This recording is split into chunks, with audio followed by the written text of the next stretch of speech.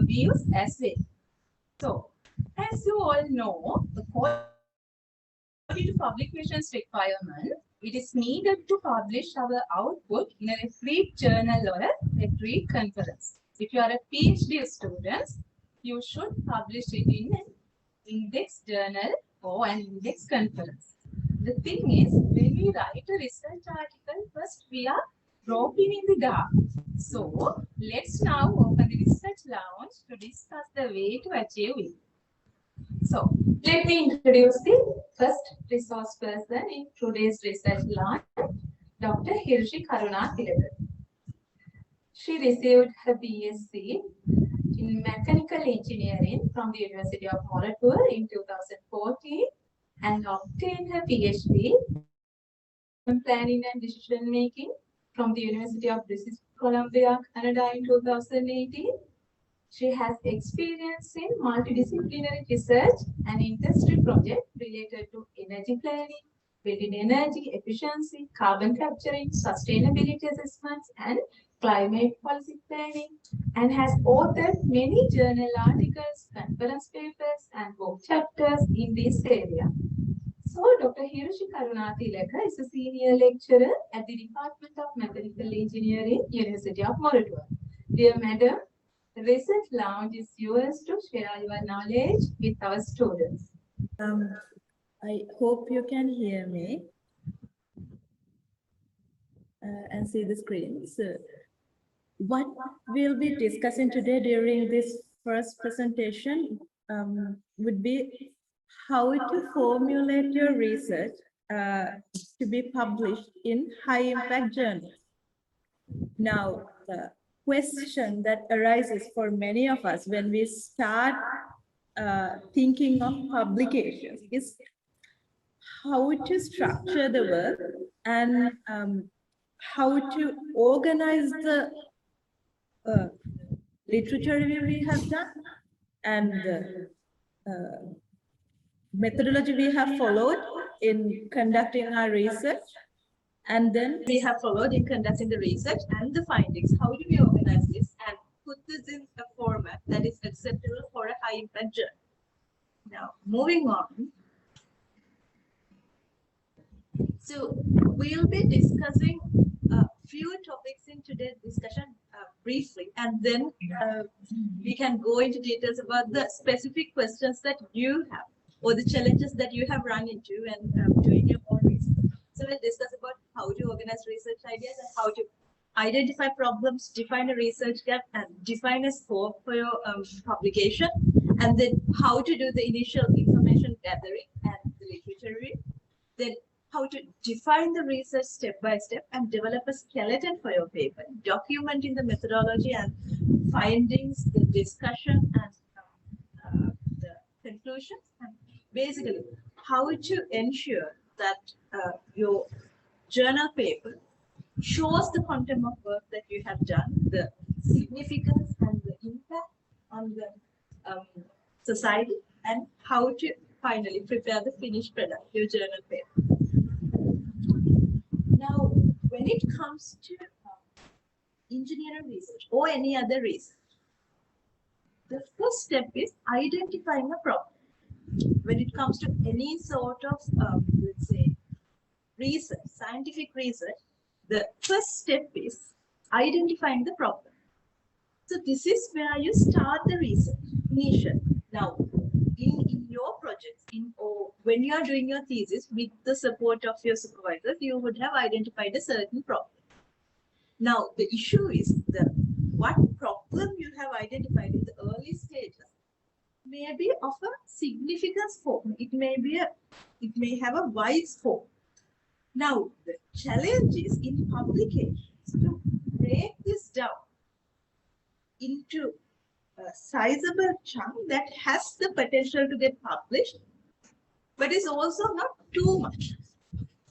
So you need to zero in on a specific problem. And when you're selecting this problem, in order to get it published, you have to think of three important things. One is,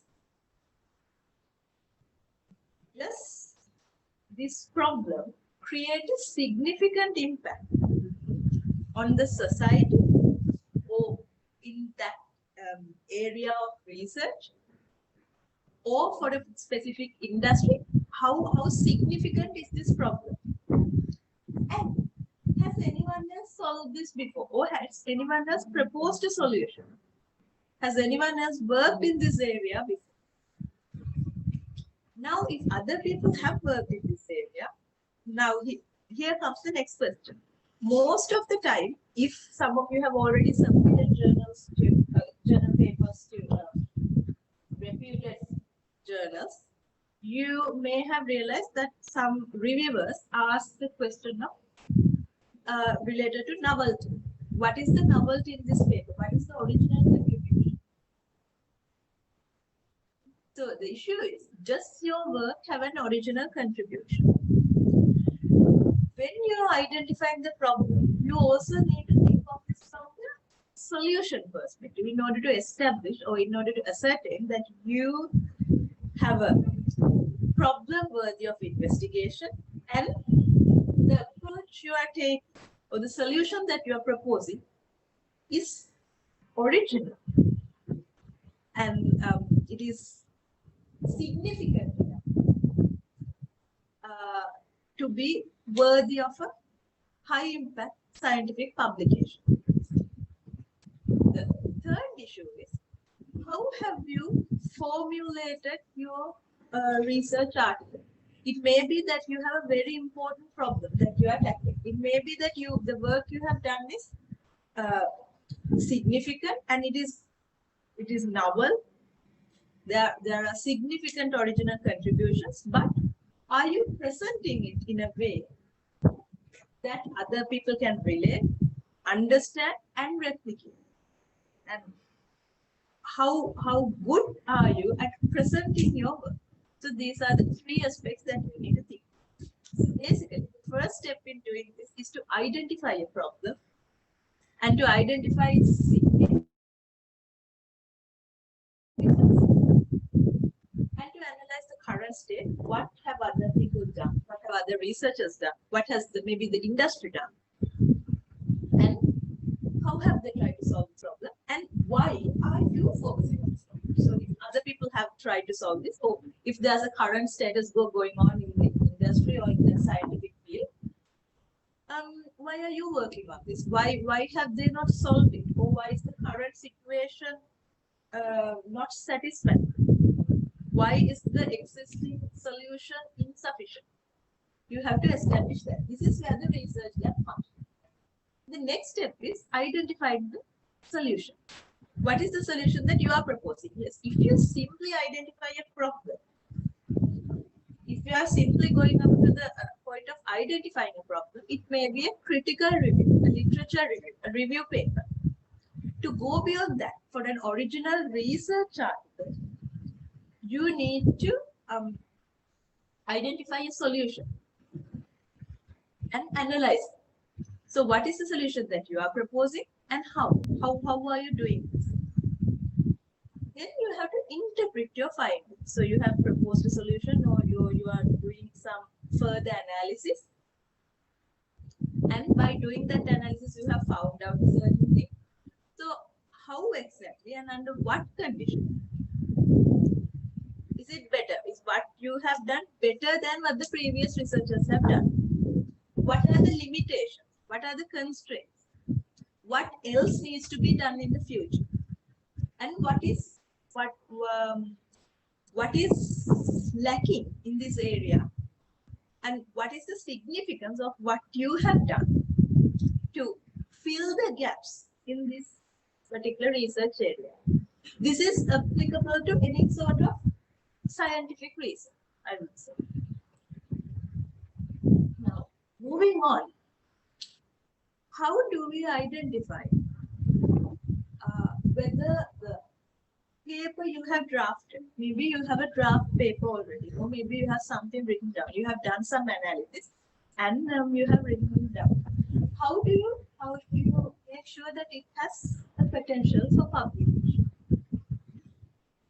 You have to make sure that your paper has an objective. Now, one thing that you see is missing in many of the papers that come in for reviews that lead to either desk rejects or rejections after the review process is that the objective of the paper is not clear. Each paper, each research paper that we draft, it needs to have a very clear objective, which is specific, which is achievable within the scope of the work that you are presenting in that paper, which is relevant and timely. For example, what you are solving today or the problem that you are tackling today, it may be related to the medical field. Maybe you are working on developing a new type of prosthetic.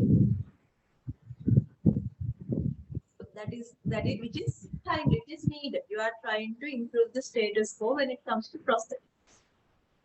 Or maybe you are trying to work on a microgrid related research in the Sri Lankan context. Again, time. If your research does not have a significant importance in the context of today's problems, maybe someone will say this paper doesn't have a significant contribution. So the objective needs to be specific, it needs to clearly state what you are going to achieve without being vague. It needs to be achievable, timely, measurable, that you have actually achieved the objective within the paper or within your work, within the study that you're presenting in the paper, and realistic. Now, sometimes again, another issue that happens is, yes, you are defining a research gap, but you are not filling that research gap. You are not solving the issues that you have stated in the research gap within the work that you are presenting in that particular paper. Then again, a question comes during the review process. You have mentioned these gaps, but you have not done anything about it. That can again lead to a rejection in your publication. So if you're mentioning a gap, you need to make sure that it is a gap that you are fulfilling during within the quantum of work that you are presenting in this paper. Anything further can be included under the future work. And you need to clearly state the objective and the benefits. So by fulfilling that objective, what are the intended benefits and who is going to benefit from that? What is the novelty or the original contribution of this paper? You need to have a detailed methodology that is scientifically sound with justifications as to why you selected a particular method, how you designed your experiment, or how you formulated your analysis, how you selected the equations, or how you defined the equations, and things like, let's say, how you carried out a statistical analysis. Even things like, even for a survey, how you selected the participants. So things like that need to be detailed and justifiable. And the flow of information should be clear, leading from the problem to conclusions. Now, I would say when you're trying to publish a journal article, the background and the problem definition are the base that you're building your paper. Now, sometimes, now I'm coming back to practical reality. Sometimes what happens is you do a certain study and then you think, okay, I will go for a publication. You have done some number-based analysis or experimentation. However, when it comes to the publication perspective, you are now running into a problem.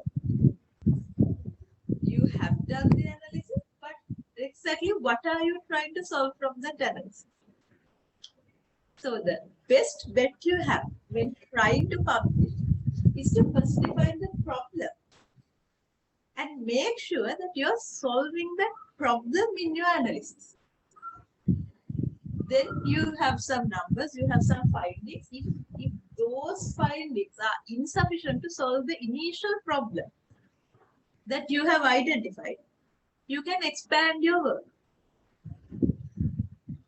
And when you're defining the background of the study, and this needs to be defined in the journal paper. So sometimes people have very good analysis, very detailed with scientific justifications, numbers, rigorous methodology, but the background is not clear. So you need to explain the industry sector, the boundary that you have defined in your study, the geographic boundary, or the temporal boundary, the societal context, the macro-environmental conditions under which the study is being carried out. For example, now I took the microgrid example previously. Now, if you are saying a microgrid, optimizing a microgrid in the Sri Lankan context, now we are talking about this particular location. Maybe it has been done. Now, in terms of novelty, maybe it has been done in other parts of the world. But maybe the Sri Lankan context has specific challenges with the current existing energy system or energy resources. Maybe there are specific challenges. Or perhaps, again, going back to the prosthetics example, it may be that you are talking about a specific low-cost prosthetic from locally available materials. Or maybe developing a locally relevant packaging solution from the biodegradable materials that you find in the Sri Lankan environment. So now you're defining a boundary. Without this boundary or without this background, without this justification, it is difficult to show the reviewer, or if it is difficult to show your audience why it was necessary to tackle this problem and why your work is novel and important. And then the next step is the literature review part. What have the previous developers, researchers, or innovators have done? And what is the limitation, or what are the limitations? What is insufficient in their solution? And who are the interested parties, and how will they benefit from what you are proposing? So, if you have all of this information in your paper, especially when it comes to the introduction, this particular section, like the background, the context, the current status quo, the interested parties, the specific problem, the scope and the boundary, if you have all of this, then it is clear for the reviewer to see whether you have solved the problem that you have promised to solve at the end of your paper. So basically, you're talking about the stakeholders, the state of the art, issues and challenges, and possible solutions and impact. You can even list down several possible solutions that have been discussed by the previous researchers. And then you are moving on to your specific methodology or your specific solutions that you are talking. Now, the important part here is that gap or identifying the problem. So there are several ways which you, depending on the current stage that you are in your own research work, you may or may not have done this already. So an important thing here is to identify the gap. And how do you identify the gap? So many of you are already reading. Even when I ask my own graduates, they say they are reading papers. So they are reading papers in the area, which is good, which is something that should be done. But now comes an important. When you read and read, yes, you understand the background of that area and you get a lot of new information. But nothing gets written down.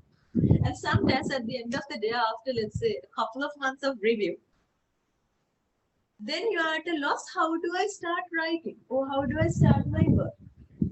Now, one way of sorting this out is to document what you have found in the form of a matrix. This is one way, and I'm not saying everyone has to do it. This is just one technique that you can use. And this is useful when you're trying to draft your paper based on what you do. So, whatever papers you read, you can just document them down according to the key points.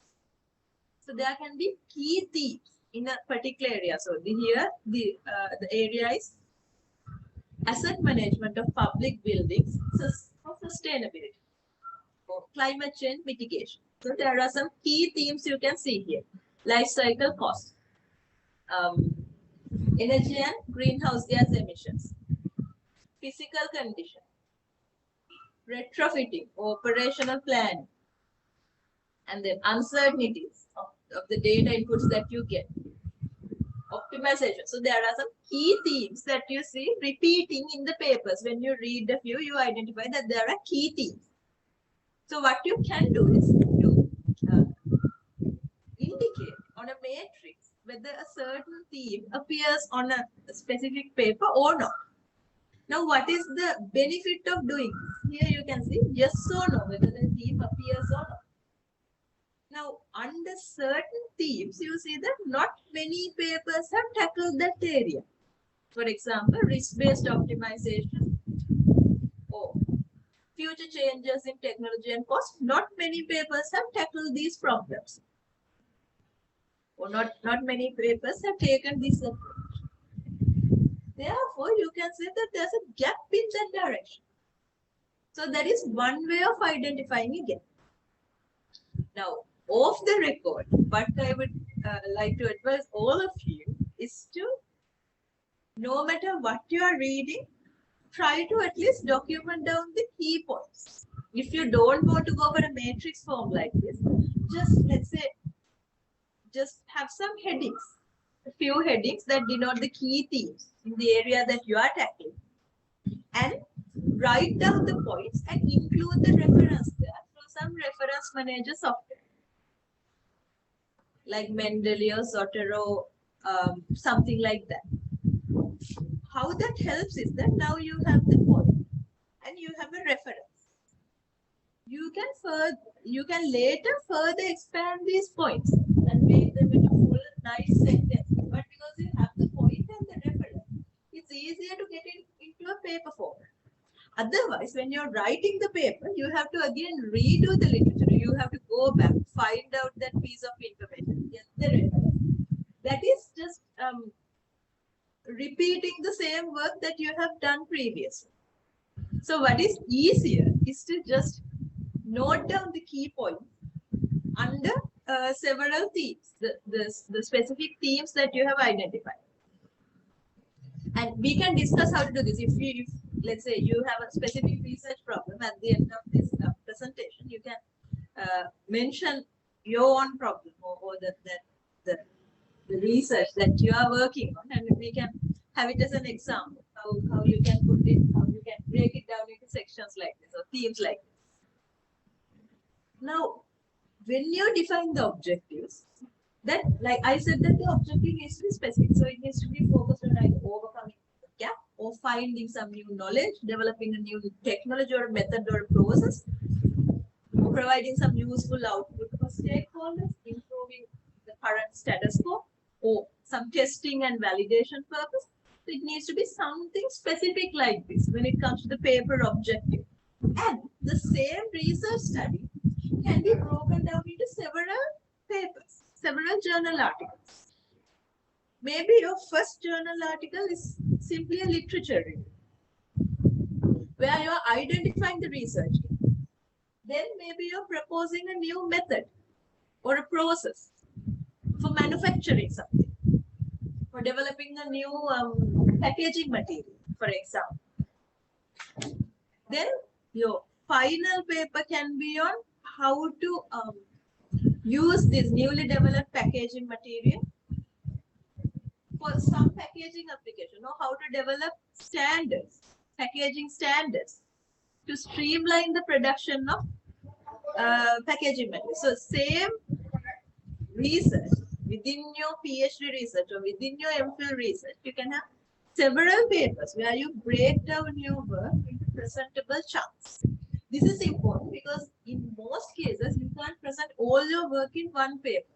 That would be too much. If you look at many reputed journals, you will see that an original article, the word count is set at about 6,000 to 8,000 words, depending on the type of article. So it is always necessary to break it down so that your paper doesn't become a thesis. Now the next step is, now you have a problem, you have done some work, so now you are going to write this down. when you're writing it down, it is important to develop a skeleton. So here you can see the key pieces of information, I would say, that needs to go into a paper. So what is the paper title? What is the context and the background? And what are the objectives? So within this first section, you have to define the problem and its key objective, who the target audience is, and how they will benefit from this type of study, what the information needs are when you are doing this study, what are the possible methods of analysis before you further narrow it down, the implications and the significance, and the limitations and the next steps you have to identify when you are doing this. Once you have identified let's say the preliminary information, you can break this down into the paper. So what is the paper title? What is the context and background? What are the objectives? What is the research gap, motivation and expected benefits? What information and data is needed? What are the possible methods that you can use? And then your analysis and observation results, the graphs and tables you have. And then what now? Graphs and tables are important, but you have to discuss it. That is the main intellectual contribution of a paper.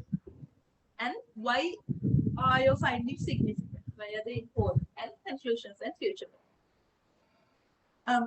So what I mean by a skeleton is usually what I do when I start to write a paper is that I start to draft a basic structure for it with the working title and then introduction with some key points, and then the objective, the research gap, and then the objective and the stakeholders and expected benefits, then methodology, again the key points of the methodology, and then the analysis and findings, then discussion points, and then finally conclusions, limitations, and future.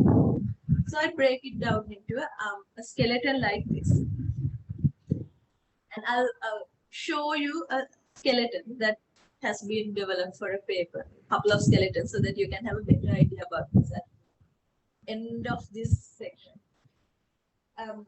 So when you're doing it, now take for an example, let's say something like research on building energy performance engines.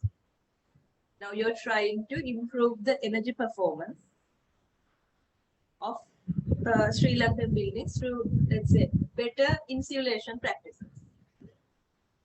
Now you can have a working title in that area. Then you start by mentioning why is it important to what is energy efficiency in the building sector? Why is it important?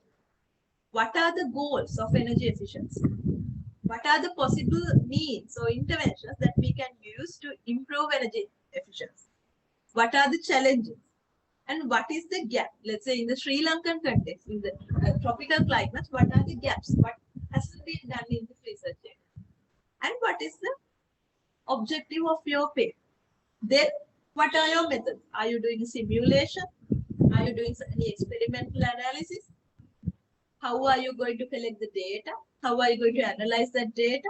What sort of indicators are you looking at in the performance assessment and so on? Then the findings, the tables. By, let's say, improving changing the window types, what is the variation that you saw in the energy?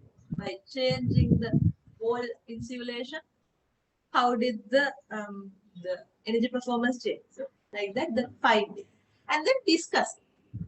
So by changing a certain parameter, you observed a change in the outcomes. Why did this happen? What are the possible reasons? How can you explain your observation? Things like that. And then conclusions and what needs to be done in the next steps. So this is how you go about organizing the idea. Here you see one example. An optimized hybrid micro. So what is your background?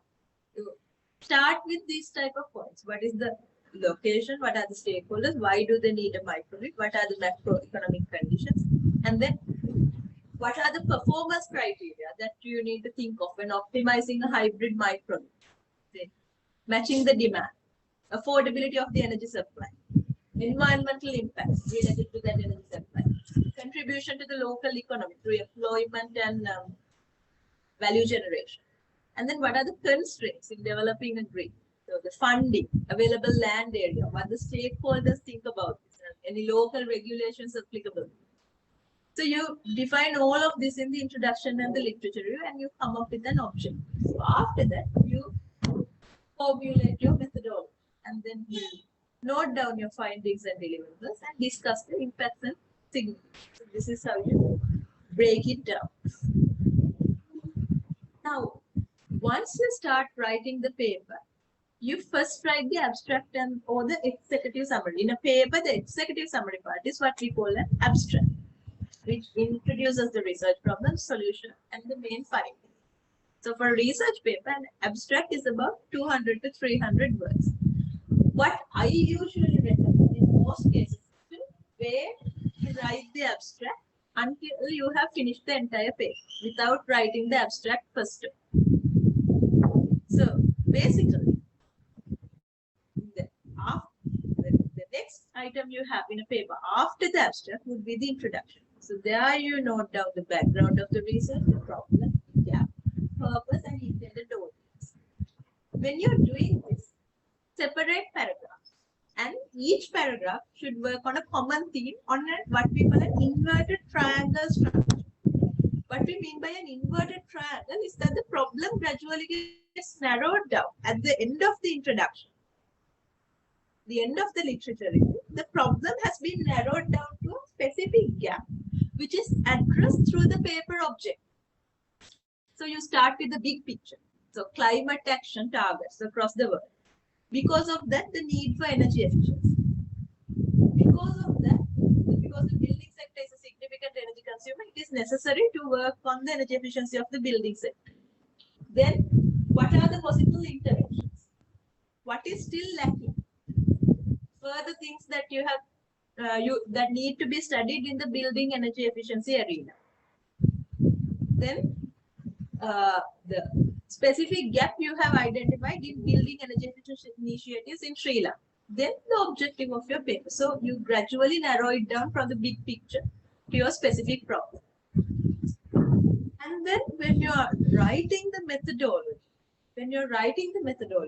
the important thing is to link that methodology to the objective or the sub-objectives, the objectives you had in the paper, and to define all the methods that you were used. What was done, when was it done, and who was involved. And use diagrams wherever necessary. And you need to refer back to other literature, other studies to show that the methods that you are using are valid.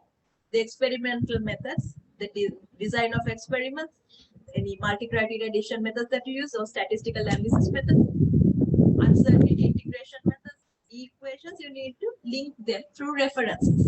Sometimes many people don't have references in the methodology section when they first start drafting papers, but you need references in the methodology. And you need to justify the selection. Why did you select this method instead of another? And you need to explain the symbols, equations, terms, and everything in a consistent manner.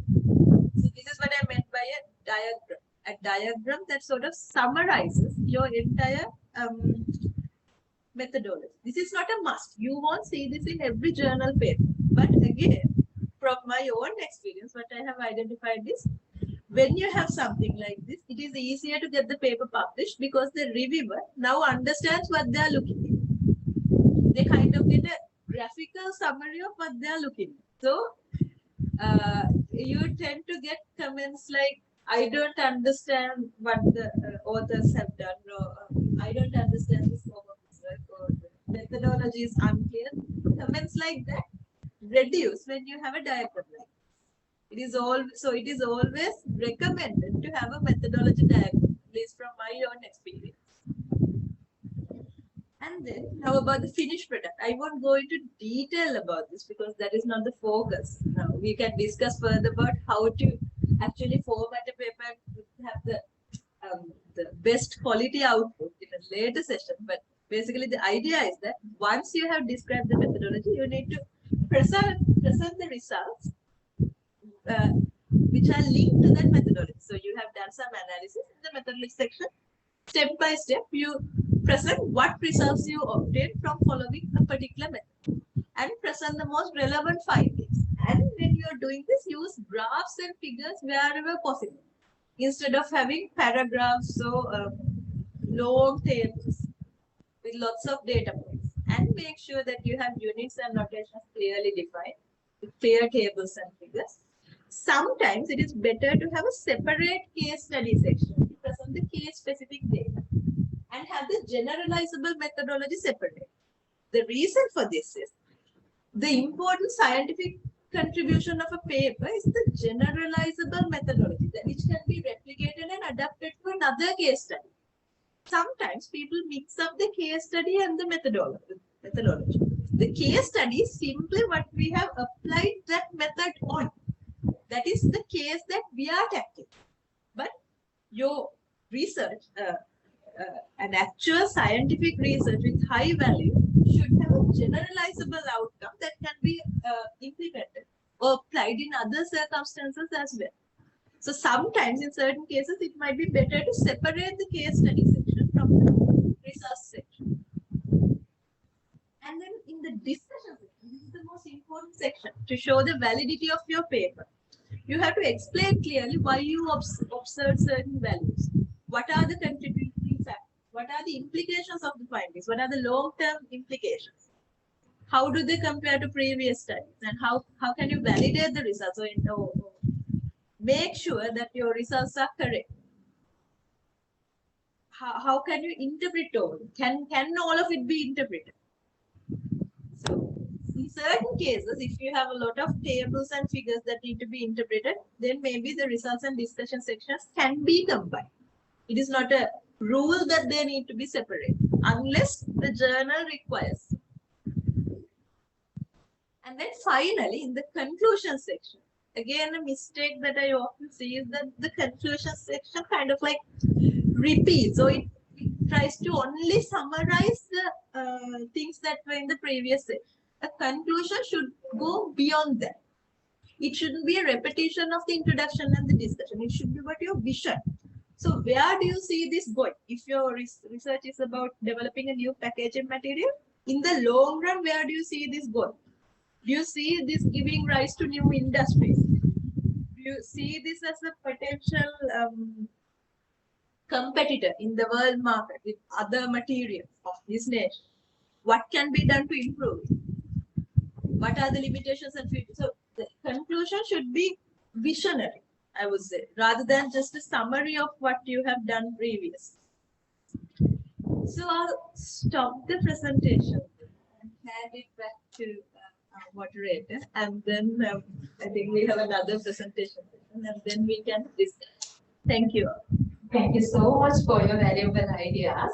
So next I would like to introduce our second resource person in today's research launch. He's Dr. M.I.G. Suranga Sampath. He earned his MSc in Special Degree in Mathematics from the University of Ruhuna in 2008. He obtained his MSc in Library and Information Science in 2014 from the University of Kelaniya.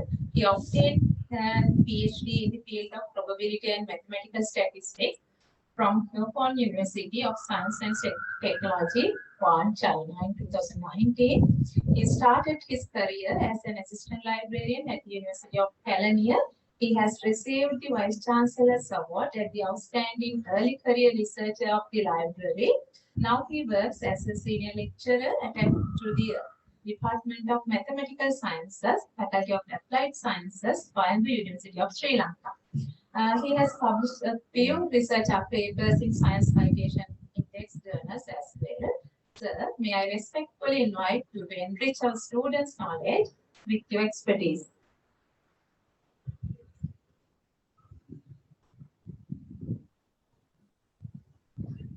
Thank you. Thank you, Dr. Naik. Good afternoon. Today, I'm going to share, I'm going to discuss with you how to select a journal for publication. When we consider how to publish our article in a journal, we have to consider many things. publishing an article in a journal adds to the academic performance of a researcher. Almost every researcher desire to publish their research articles in a reputed journal to ensure that they reach maximum readers. Therefore, we can see nowadays, we can see hundreds of journals publishes research articles, and new researchers face some big issue with selecting journals.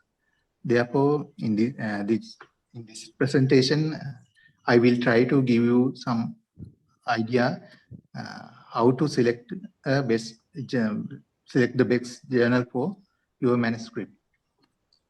When we consider about the publication process, we can categorize journals in many ways, but here I categorize them into three main categories. First one is predatory journals. I will talk about it later. Second type is trusted journal, but they are not in index. Third one is trusted journal, and they are indexed.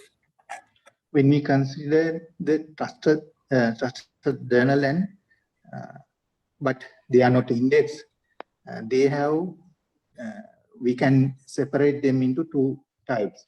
First one is paid publication. When we consider about this publication, authors need to pay fees. And other type is pre-publication. Here, authors do not pay anything. When we consider the trusted journals indexed in some databases, they can separate into two main categories: closed access and open access. In closed access, you don't need to pay anything, but article can be viewed.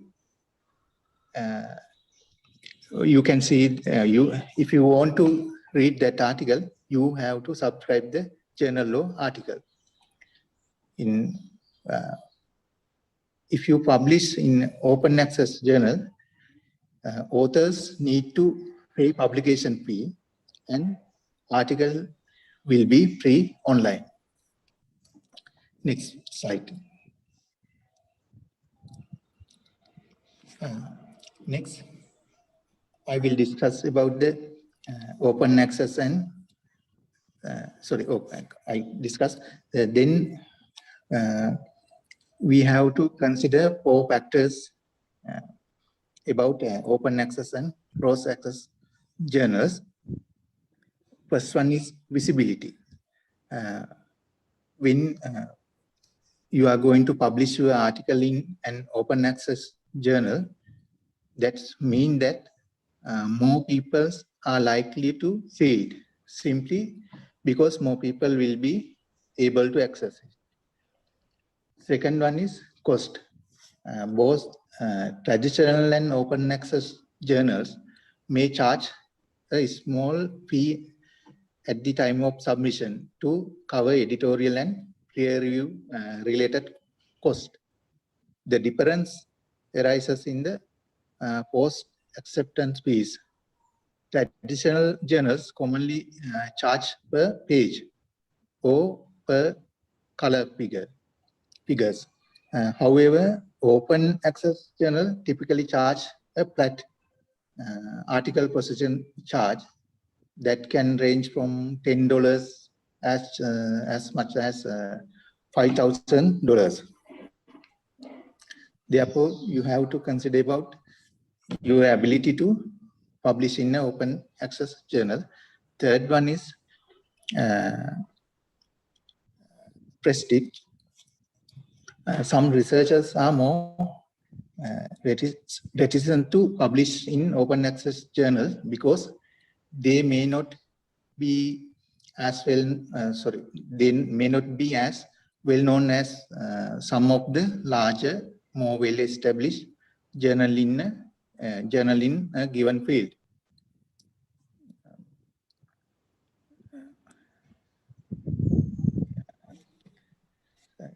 The fourth one is speed. When we publishing in any peer-reviewed journal, will always entail some degree of delay from submission to acceptance and finally to publication. This is especially problematic in many fields, as the publication result lag behind. As the publication of result lags behind trial completion by medium of 24 months, then the value of data may be expired. Therefore, you have to consider about the speed of the publication. These are the benefits of publication of open access. Increase visibility. That means anyone can see your publication, drives innovation, public access, and increase citation rate. That means more people read your article and they may cite your publication. I'll go to next slide. Next slide. This is the one of the important thing, the predatory publishers. Journals that have no quality and publish anything for money considered as a predatory publishers. Here I have given a link to the Bell's list. It shows many of the predatory publishers in the world. This is the website. Here you can see publishers, stand-alone journals. Like us, when you click on the button, you can see the publishers and journals. Next slide.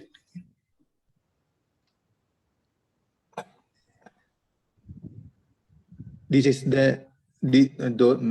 here you can see a lot of predatory publishers. In the next slide, you can see the predatory journals. You can search by using journal name to identify predatory publishers. Let's see how to identify predatory journals. They have no standard identifiers like ISSN. That means International Standard for Serial Numbers and Digital Object Identifier, DOIs, because they publish journals without ISSN. They don't get DOI for journal papers. Then you can identify by using these ISSN numbers and DOIs. What are the predatory journals? Some who actually do often do not know how to use them properly, and sometimes you can search internet and you may find some forums. They say that these journals predatory. These publishers are predatory publishers. Likewise, sometimes you can find some predatory journals and publishers by searching some forums. Next slide. This is here I mentioned some way to find how to find predatory journals. The scope of the journal is too wide. When we consider some journals,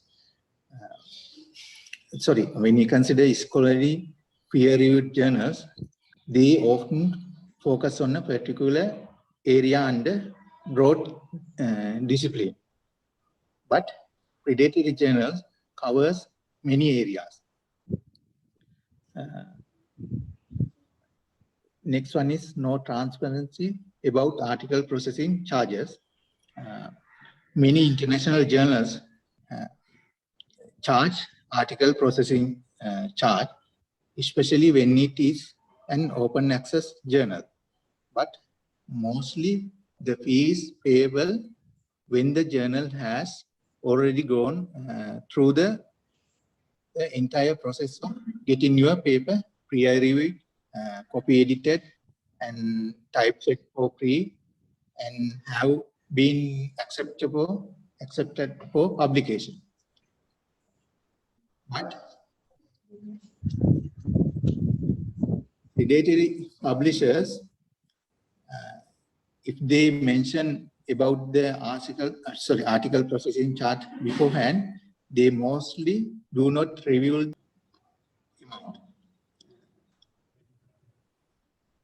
Therefore, you can identify the predatory journal by using article processing charge. Poor online presence, dead links. That means they don't have exact web links, and when you read the article, you can see grammatical errors, unlicensed images, and misspellings. Those are the indicators of the non-credible publisher website. These indicators can be used to identify predatory journal. Another one is journal is not well indexed. Reputed journal are well indexed and have widespread coverage in the database, in many databases. But predatory journals are not indexing in well-established databases. This is one of the important thing. Official of the journal use email addresses of a pre-email supplied like a Gmail. Sometimes you may receive many emails asking to submit a manuscript to some journals. Then they use some pre-email accounts. This is one of the one type of indicators to identify the predatory journals. Next slide. This is the I added the image to identify ISSN number for journal.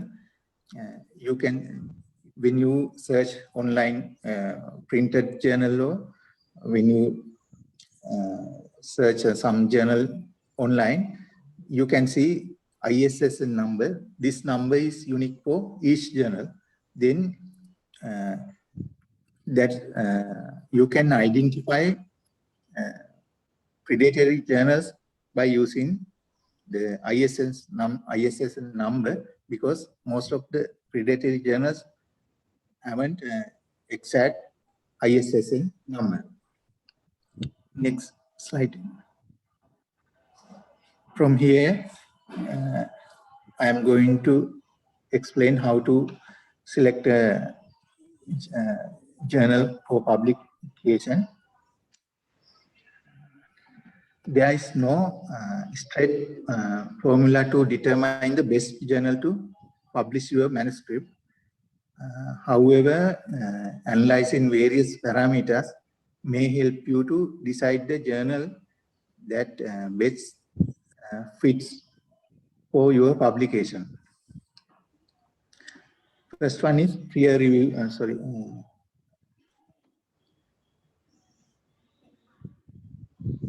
Aims and scope. Even remarkable high-impact work can face rejection when the research topic doesn't align with the scope of the journal.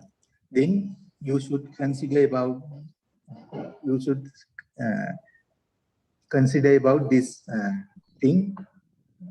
This can lead to unnecessary loss of time and motivation that that could very well be avoided in the first place if you can take some time to study the aims and scope of the journals.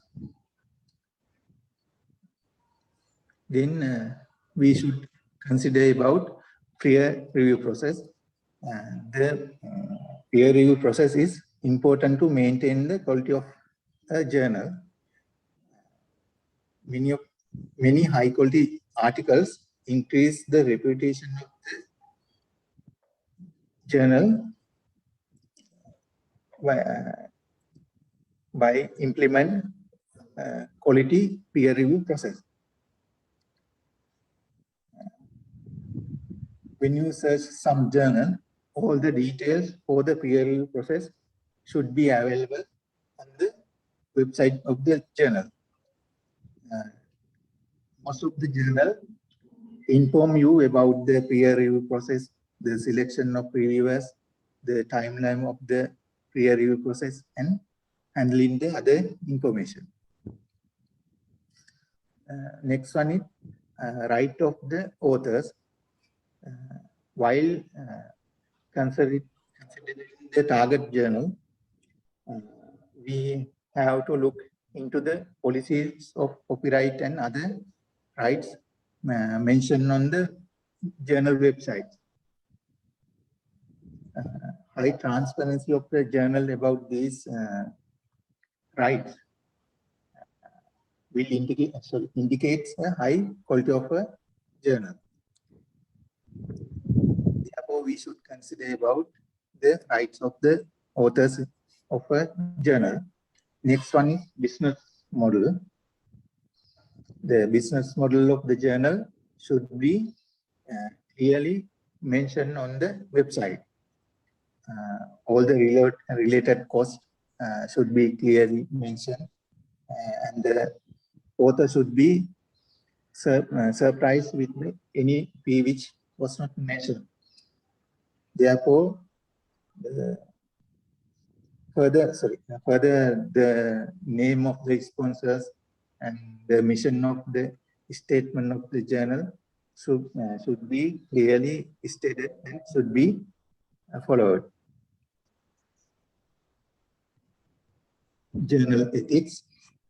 Ethical issues are important while publishing the original research. Many you can when you are going to submit some journals, you may see that many journals require detailed information related to ethical aspect of your research. These include conflict of interest, informed consent form, like that.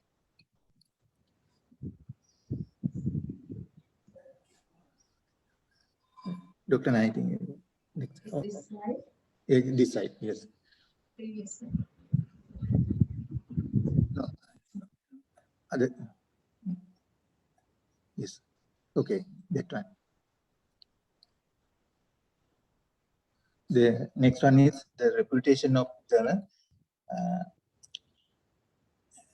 The reputation of a journal should not be seen in isolation, and is viewed through various parameters. That includes the quality of article published in a journal, the society under which the journal is published, the impact factor, the number of people, so impact factor, and some other important factors should be mentioned in the journal to identify the reputation and to the quality of the journal.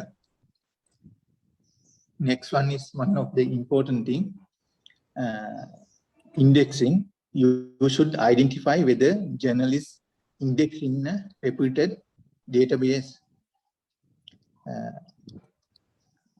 Nowadays, we have a lot of data indexing databases, but I highly recommended the following database to search indexing journal. Dr. Naik. Next slide. I highly recommend these three indexing database to identify a quality journal. If you can see some journal index here, you can decide that that one is as a quality, that journal is a quality journal. Next slide. Next slide.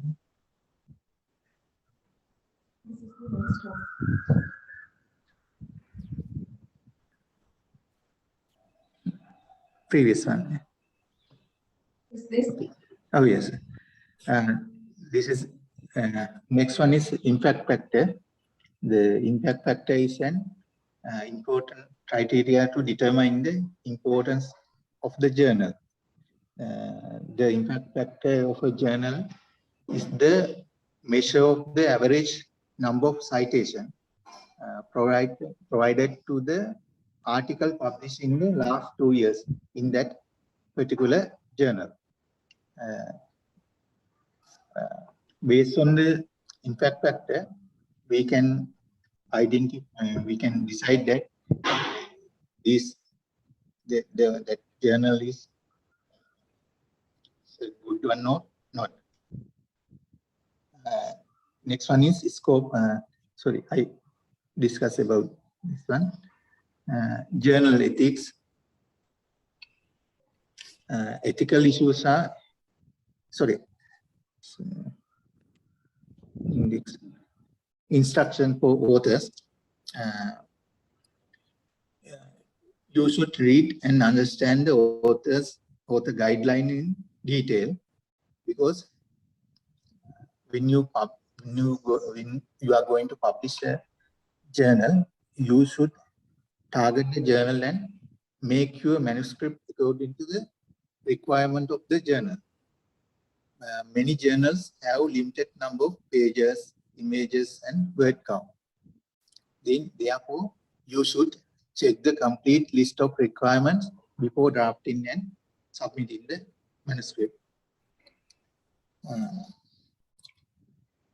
Editors of the journal.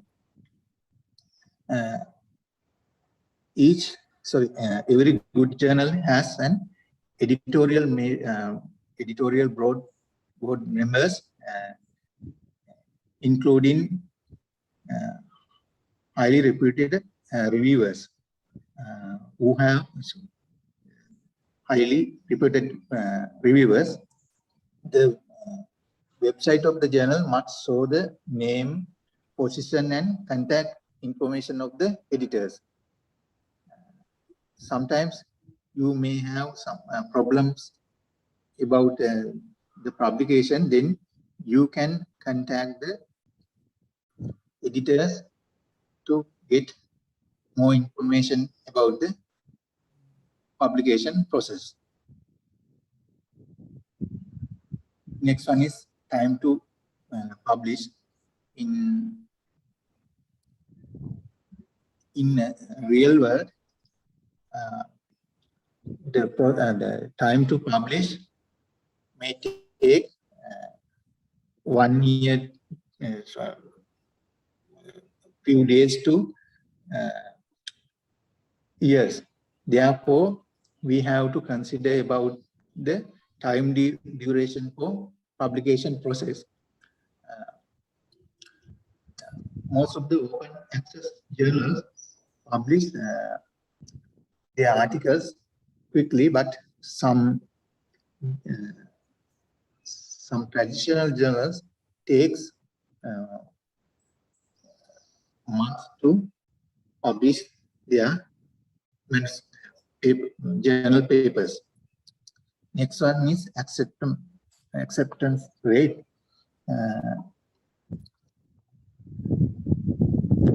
it might seem journals with lower acceptance rates are considered to be more prestigious and difficult to publish a paper in their journals. Some journals reject around 90% of manuscript after submission. Some journals reject around 50% of manuscript. Therefore, you have, but some journals indicate the acceptance rate, but some journals don't mention it. Therefore, you have to consider about these as well. Okay, that's all I want to discuss here. Thank you Dr. so Naima. much for your valuable contribution. Then now I'll move to the student questions. So then Dr. Hiroshi, one of our students posed questions to you, published in an article in an index journal. It's not an easy task. It's a long journey. I think a good sketch find a better destination, isn't it? So then, Dr. Hiroshi, how can we start it? So let me first start with, I just want to show you what I mean by a sketch first. Now, this is an example of, I hope you can see my screen. So this is one example of a sketch I did in starting one of my journal papers. So what I usually do is I break it down into the introduction, the methodology, the result, assessment, conclusion. And then note down the key, I would say the points under each section that I already know. And if I have any references already noted down under certain things, I also include them. So for example, I have now the topic of this was greenhouse gas emissions assessment of new versus renovated homes. So the goal of the study was to see, now you have these older buildings, and older buildings are usually less energy efficient. So when you're thinking of, let's say, improving the energy performance, does it make more sense to renovate a building or to replace it altogether? Because why is this a question? Is because now when you're renovating buildings, you use materials, you use components, and there is some energy use, and there's embodied energy and emissions in the materials used for the renovation. And the same happens when it is building being replaced with a newer building. And what is the expectation when you are renovating a building, or through the replacement, you have a better performing building which consumes less energy. So the idea of this study was to compare the two scenarios based on a life cycle assessment and see which one made more sense when it came to overall greenhouse gas emissions performance. That is the idea. So in the introduction, my goal was to break down the background, the need for renovation or replacement, and the background of renovation, why we need life cycle thinking in this sort of study, and what the research gaps is, and the objectives. So once I have this, it is easier for me to write, because now it is kind of like filling the blank, because now the points are there, and then you can just expand on each point with references. You can expand, and these points can become their own paragraphs. And then the methodology, what is being done under the methodology, how the results will be compiled, and then what the discussion points are. This is how I usually start the paper. So instead of writing from the beginning and trying to get to the end, I prefer to take this filling the blanks approach with some topics, with the key points. After defining the topics with the key points, I usually fill the information under each subheading. So I think if you can see the final version of the journal paper. Here, this is the published journal paper after the assessment, the study. So as you may be able to see here, you can see that now I can easily fill the information under those topics. And I can change my study scope, the methods I use and all that within while I keep on writing. So I usually start the writing and the assessment at the same time. This is something I do. Your approach may be different, but I find this trick easier to get on it. The same goes for the same thing, the same technique can be applied for what we call review paper. So,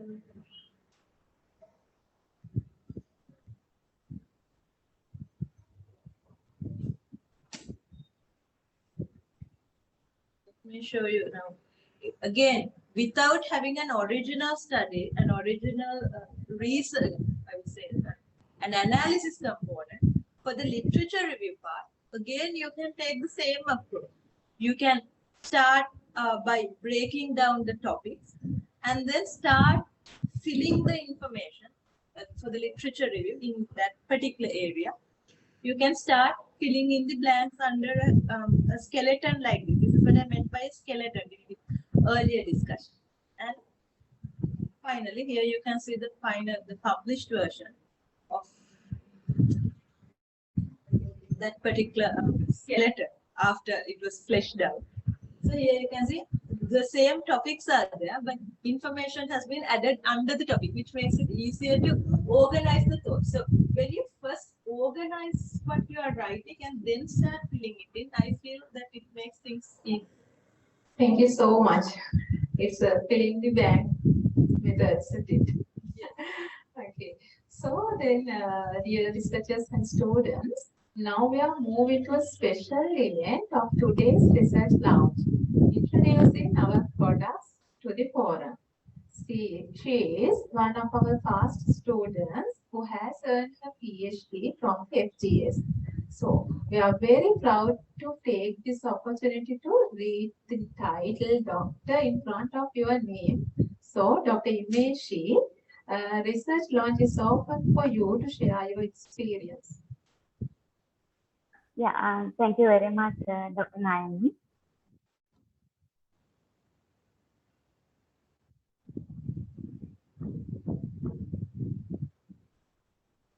Okay, good afternoon, everyone.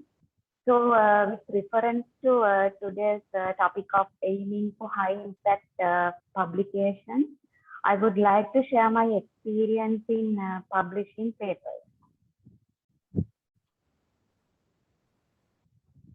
I completed my PhD in 2020 under the supervision of Professor P.K.S. Mahanama, Deputy Vice Chancellor, University of Moratuwa, and Professor M. Kannata, Head of Geomatics Division, University of Applied Sciences and Arts of Southern Switzerland. So I pursued my PhD in geoinformatics and hydrology. When talking about my PhD research, I cannot forget about this 4-1 project since my PhD is a component of this 4-1 project. So the meaning of 4-1, right? 4-1 is the acronym for 4 times open and unconventional technologies for sensing the environment. So it was a joint research project between University of Moratuwa and University of Applied Sciences and Arts of Southern Switzerland, which we started in October 2016 and ended in October 2019. So actually, 2 departments were involved in this project. One is the Department of Town and Country Planning, and the other one is the Department of Information Technology.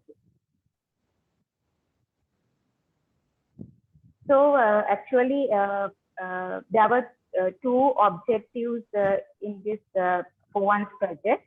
The first objective was developing some weather stations and river gauges based on open source technologies and deploy them in a river basin of Sri Lanka. So accordingly, actually this first objective was done by the Department of Information Technology. They have developed all the weather stations and river gauges using open source technologies. So here they developed 27 weather stations we deployed in the Dadroi River Basin. Not only weather stations, we developed 6 river gauges also. So the second objective was we have to develop some application using to use these weather data and river gauge data. So accordingly, 2 applications were suggested. The first one is the tank management model for reservoir flood control. The second one is drought model.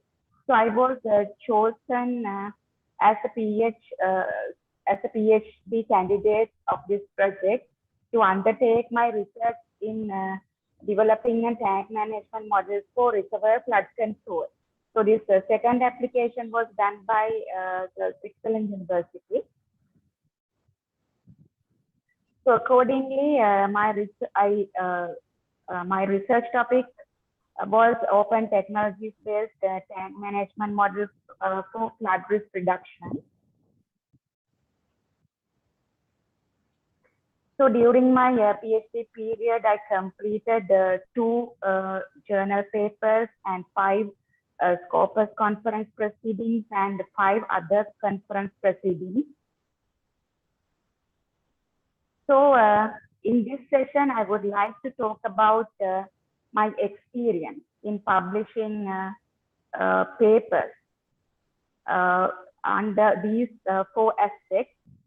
So the first one is how I manage the time, then interest in publishing, how this interest was developed for publishing papers, then how the project deliverables of this 4-1 project supported for me to develop many papers.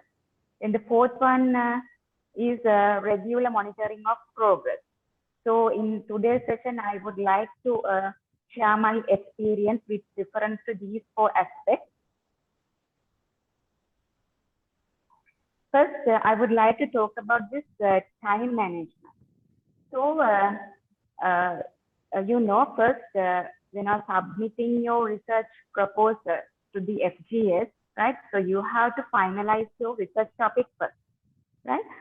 So if your research topic is finalized, you have a basic idea of what you have to do and the key tasks that you want to complete, right? So in my PhD research also, I have at the beginning, from the beginning, I identified the key tasks that I have to accomplish, and out of those key tasks, I have selected some most critical tasks that I have to pay more attention. So this is the list. At the beginning, these are the key tasks that I identified that I have to pay more attention, right? The first one is exploring the research gaps. The second part is studying the state of art of hydrological modeling. And third one, hands-on training on hydrological modeling software. Then selecting a suitable modeling software, then running the model with some sample data till the stations are deployed. Then running the model with 4-1 weather station data. Then the last one is model calibration and validation. So that usually any PhD student, right, the first task they usually does is first they try to explore the research gaps through literature review, right, during their from the first year onwards, right?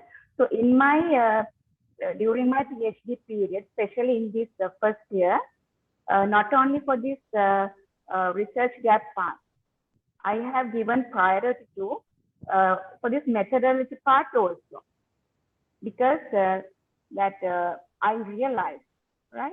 I realized that since this hydrological modeling was a new subject area for me, I realized that I should devote my time to learning about hydrological modeling in the first year. So accordingly, in this first year, I have also done some work on research methodology part also.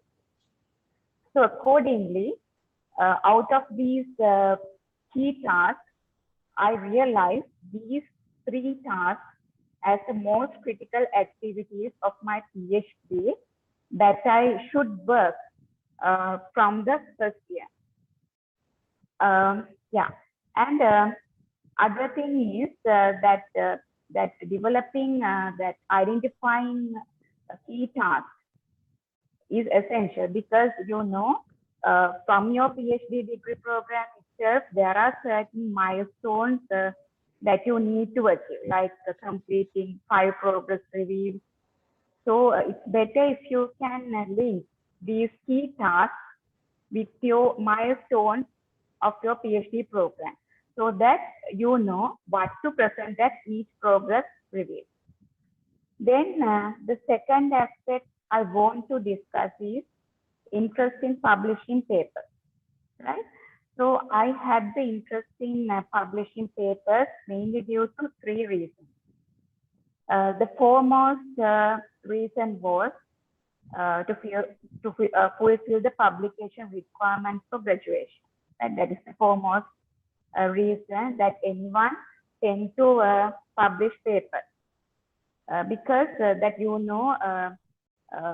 have to complete, you have to submit, you have to prepare at least 2 refereed publications, at least 1 published in an index journal, right? Okay, so this second reason, the other reasons are to boost the H-index and to obtain research awards. I hope you already know what this H-index is. It is actually an indicator which measures authors' level productivity of publication. So when you publish more papers and when they are cited, you can increase your H-index, right? Then the third reason was the interest in obtaining research awards maybe at annual research award ceremony at University of Moratuwa, then at different conferences as best research paper award and as best presenter award, then maybe at national level from the National Research Council. There are different research awards like President's Award for Scientific Research, and then NRC Merit Award for Scientific Research, right? So that was the third reason behind publishing papers. Then the third aspect which motivated me to write research papers was the deliverables of the 4-1 project. So this project actually had many reports to be delivered within a particular time period. So this helped me a lot to improve the scientific writing skills and to develop more papers based on them.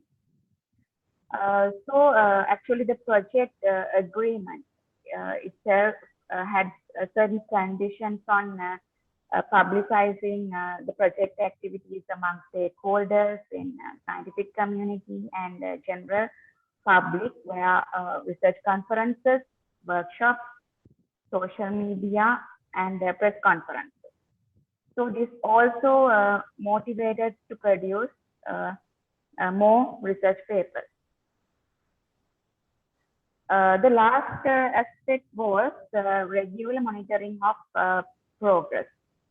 So during the PhD period, the progress review meetings were held with my supervisor, usually once a week, to discuss the way forward of my research.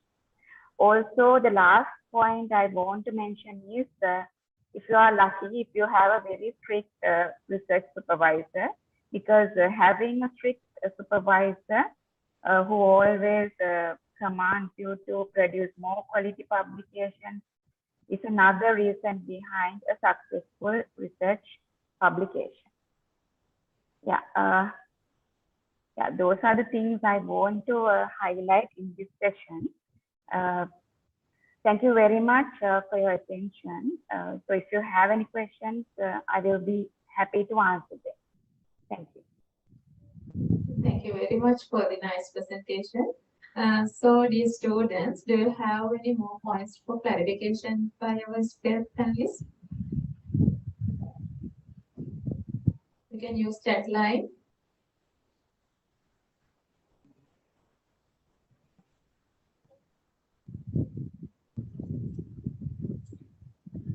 However, we will upload the material and answers to your questions to the Moodle.